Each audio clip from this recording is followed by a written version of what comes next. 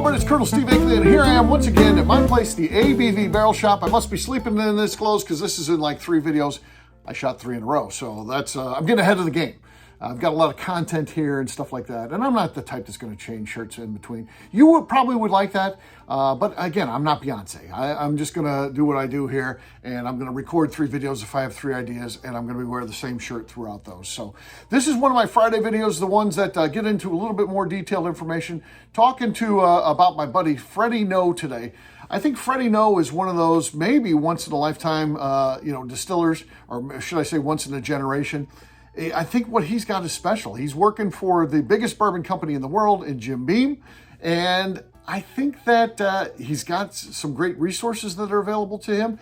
And he's also kind of figuring out how to utilize those. And what I mean by that is he works for a huge company. There's no doubt about it. They have more resources than anybody else. But let's not forget, there's also a lot of layers there. There's a lot of approvals that you got to get for anything that you want to do. Freddie Noe can't just sit there on a Friday and think, I want to do this, and then that afternoon he starts work on it. If it's going to be something in terms of a new release, which we're talking about 2 big new releases, he's going to have to pitch that idea to people, get the necessary approvals, get the resources signed off for. Hey, this is what I'm going to need to utilize this, that type of thing. And so there's a lot to it. I think that Freddie has a very tough job. I think a lot of people think that stuff like him is easy, and he gets some heat online, I see. You know, people want to be critical. They always want to be critical of the big guy because they figure the big guy, they can take it, that he is really more like his grandfather, who really has this mind that is continually working. Booker Noe was one of those people that continued to innovate his entire life, not only in the whiskey world, but in his personal life as well. You hear about all the work that he did with beaten biscuits. He wanted to make the perfect beaten biscuit. That was a big thing. Or he wanted to make the perfect, country ham. He was always on the quest to make the perfect country ham. And he had other stuff like that too. He got in a big thing for a while where he's designing his own coffin, wanted a specific coffin.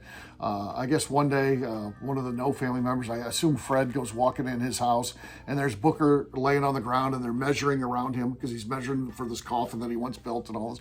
It's just crazy story. I love hearing Booker Noe stories, and those are the types of things that you can never get tired of hearing. But this new innovation from Freddie Noe just shows you once again how he's kind of one step ahead of certainly his peers, all the other big guys. I think that he has a craft mentality working for one of the big heritage brands. And I think that allows us for the best of all worlds. Who wins by this? We do. Consumers, customers of their products. I think that he's got some great things in the works. I hear that he's doing some cool stuff for heritage brand things and stuff like that. I'm not speaking out of line because this was stated at a public event. But, he's working on uplifting some of their older products, things like Old Crow. How do you help that brand out? It's a historic brand that people want to see do well, and he's working on it. And he's trying to bring back the Chessman set, which, could you imagine? Take our money. If they come out with the Chessman set, I got to have all 32 pieces. And then I got to buy the board too, because I got to have the whole thing. I don't have room for it in my house. I'm going to have to build onto the house.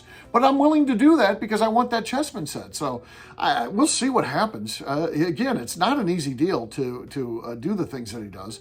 But he's fighting that fight. For who? For us. For us, people who love bourbon. You know why? He loves bourbon. And he loves to innovate, and I think what he's got going on is like nobody else. So the 2 products I'm going to talk about today, I don't know if you've seen anything about them. Booker's Reserve, this is a product where he says he's doing a blend out of the scraps. He's identified barrels that are older, special, that taste really good. But again, he's got to do things on a big scale. He's not saying, okay, I can do a 6-barrel blend here, and we're going to sell that out of our gift shop and at our 3 distributors that we use. That's not how it works with him. He's got to be able to think on large scale. How do I get this into all 50 states and countries around the world and stuff like that? So he's come up with this program that he does these blends utilizing short barrels. So he tastes this. He's like, this is the flavor profile I'm looking for. This is 14-year-old. I've got, I don't know how many barrels, 20 barrels of this. Again, it sounds like a huge amount when you're talking about the world of craft. For Beam, that might be a small amount. That goes partially into the blend. So he's doing this thing. It's called Booker's Reserve, where he's utilizing the stuff that they don't have enough inventory of to do a full Booker's release, but he's creating special blends just for that. So sounds pretty cool. Number 1 just came out. It's out there now. You can pick that up, and I would encourage you to get that. The one that I'm really excited about, and I've even done a video about this before right here on this very channel, I am a LittleBook fan, because that is kind of like just Freddie, get as creative as you want. And they do a yearly release, and I've gotten all 8 of those to date. Very excited about that. It causes me a little bit of stress when it comes out because I get worried I'm not going to get one. I always try to get 2 so I can drink one and then I can save one. Don't save whiskey, drink your whiskey. I get that. I'm going to open them all up at some point, or going to have some big event or have a party. You might be invited, so don't get too critical, because if you do, I'm not going to invite you. So, but we'll see. I'm going to do something with that at some point. I have no idea when that's going to happen. I don't know what the event is. But at some point, we're going to open those things up. And now that they started this Infinite brand, I wanted to see, I got to have one of those. To have a true vertical, you got to have everything in there. Not just the yearly releases, the regular releases, you got to have the special ones too. So I was really stressing out about that, but I did get one at the Kentucky Bourbon Festival. And I'm looking for my second one now so I can drink one. But the stress is off. The stress is getting one that I can have in that collection that will eventually be cracked. So, but this, I don't know if you know about this. So the release number 1 is just hitting the market now. It's already been in St. Louis where I live, but I know it rolls out across the U.S.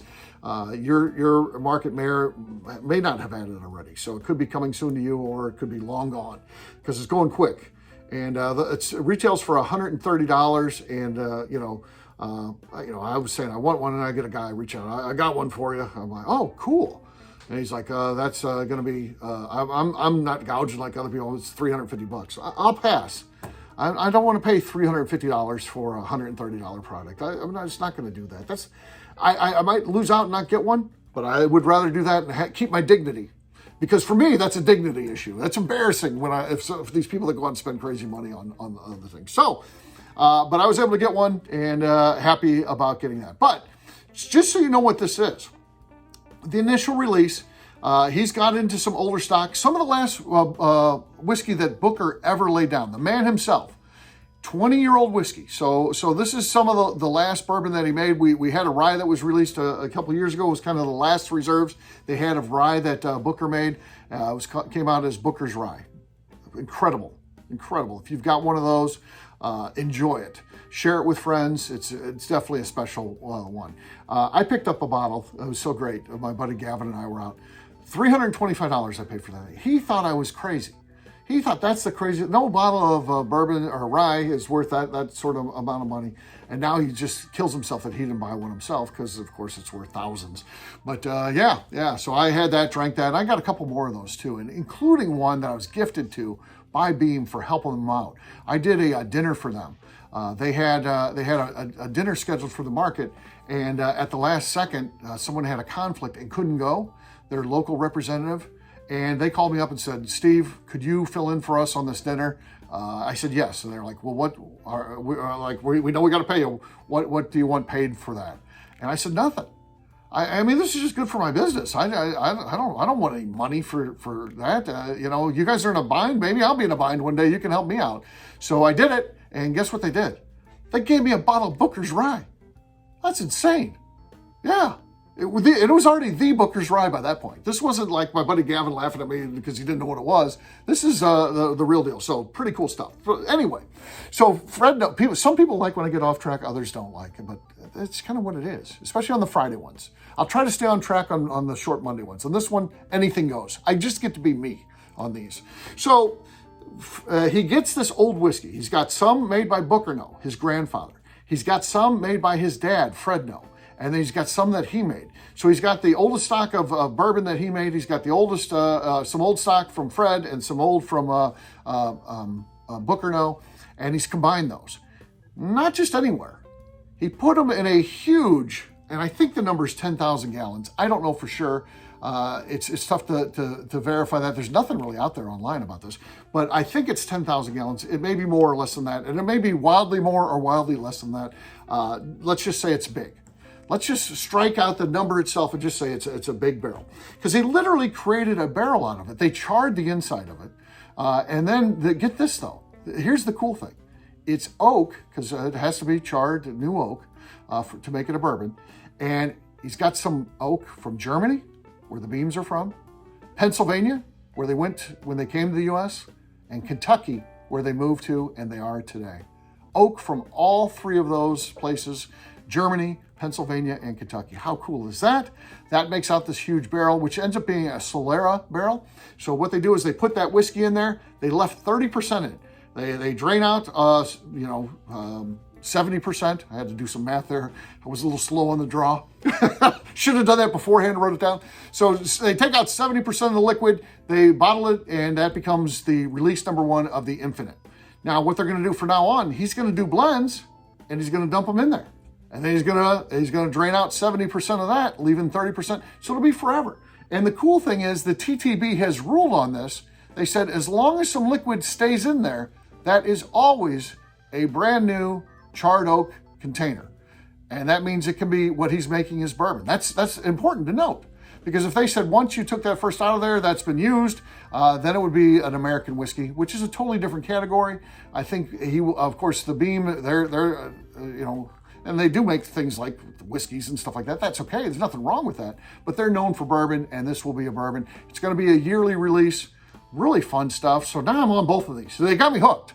I have to have both of those, but that just told you a little bit about it. I think you've probably seen it, heard about it. It kind of dropped, as a surprise for most of us. It comes out, the first thing you hear is, this is coming out, get ready. I was like, what's the deal with it? What do we know about this? We didn't know anything. So that's kind of the background of it. It's pretty special, and it's one that I'm going to have every year. I mean, I love it. I'm going to stress out about it, though, when it comes out, but hopefully I'll continue to get one. Hopefully you can, too. There you go. There's a little bit about 2 new releases in the Booker series, both Bookers and LittleBook. Very cool. See you guys.